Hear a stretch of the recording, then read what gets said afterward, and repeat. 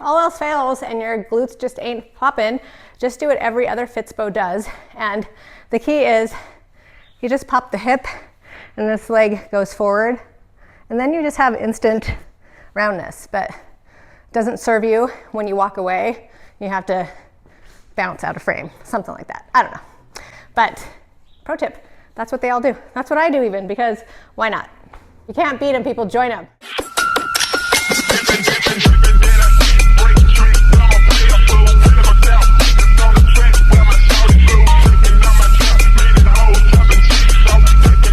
Welcome back. Today I have a lower day, and I'm just going to call it a glute focus day because I picked exercises that are really just going to specifically focus on the donk. So a couple things there. You know what? I know it's like really popular. Everybody wants a big booty, BBLs, whatever. It's hard to know what people have, what they don't have. That being said, you got to work with what you got. Some people are just genetically blessed and they can do all these exercises. They can do it for a shorter period of time, maybe not necessarily even go as heavy, and that muscle just grows great for them. They are just genetically blessed. We hate those people. But that being said, do what you can do. You know what? Eat in a calorie surplus. That's always going to help you get bigger and put on size. Make sure that you have a good program, that you are progressively overloading that. And beyond that, again, you just got to work with what you got. So let's get into conventional deficit deadlifts. You want to make sure that your deficit is a 1/2 inch to 1.5 inches max when you're doing these. Main thing is because you want to make sure that you have carryover and you're not changing your start position too much. So unless you have really super long arms, 1.5 inches max is going to be sufficient for what we're doing here. Also, these are great for hypertrophy, mainly because the range of motion is so much greater than pulling from the floor. That being said, make sure that you're managing your loads appropriately because you are pulling from a bigger range of motion. It is going to induce a lot more fatigue. So other thing to note there, these are a great variation to have in hypertrophy and in your strength blocks. So you're going to love to hate them. I mostly hate them, but you know what? Let's just get it done.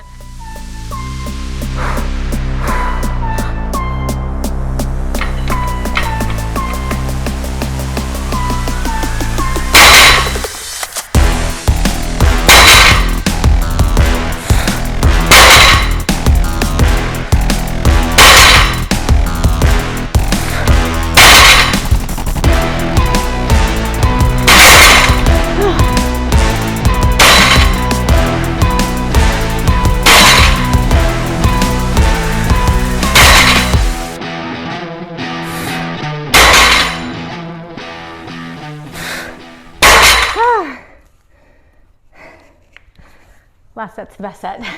So loading and unloading is the absolute worst. I stand by it. I'm in my garage, so I could actually just leave it, but then I have to unload it when I train tomorrow. So if you haven't heard of this, shameless plug for my friends, Clava built. This is a really cool deadlift jack. Doesn't take up a ton of room, so if you are, don't have a ton of space in your garage, this is like super convenient, easy to use, and makes doing this much easier. Okay, so next exercise I have is the single leg glute bridge. And yes, I'm a big old baby. I hate loading the bar and doing all that, especially when I can get the same amount of tension using this booty sprout, putting the bands on there and like really just focusing on the movement because I'm a baby. So I'm gonna do these single leg. And again, these bands, if I can get them out from underneath me, have pretty good tension.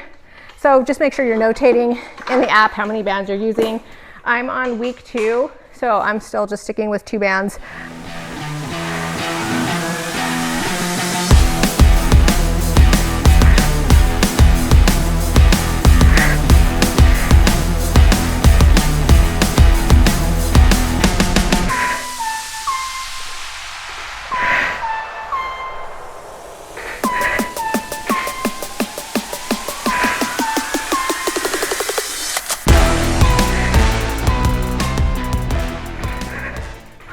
Pretty good, except you can't get out. I'm gonna die here, I'm gonna be trapped. Okay, so the next exercise I have is a front foot elevated lunge, but I'm adding a twist.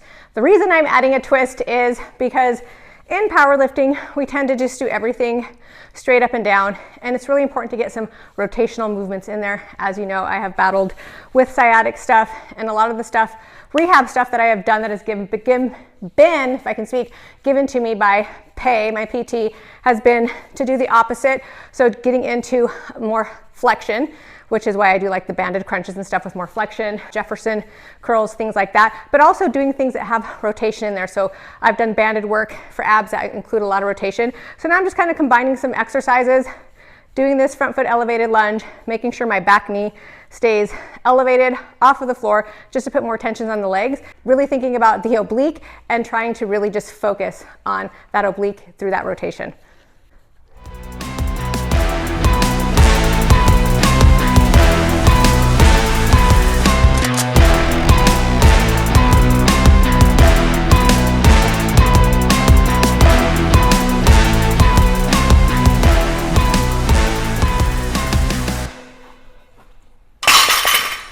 Really need to clean my garage. Okay, last but not least for the lower exercises today, I have dumbbell RDLs.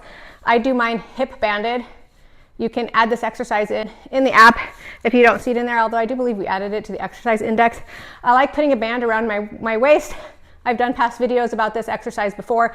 The reason that I really like it is it provides a great tactile cue for the hinge, but I also just like that extra bit of tension. Reminds me to kind of slow down, really feel the movement and focus on the area that I want to focus on, which is the glutes and the hamstrings. So highly recommend using a band. Just make sure when you put the band on that it doesn't snap you back onto the rack. And try to get your feet in there. I like to put mine kind of right in the hip crease.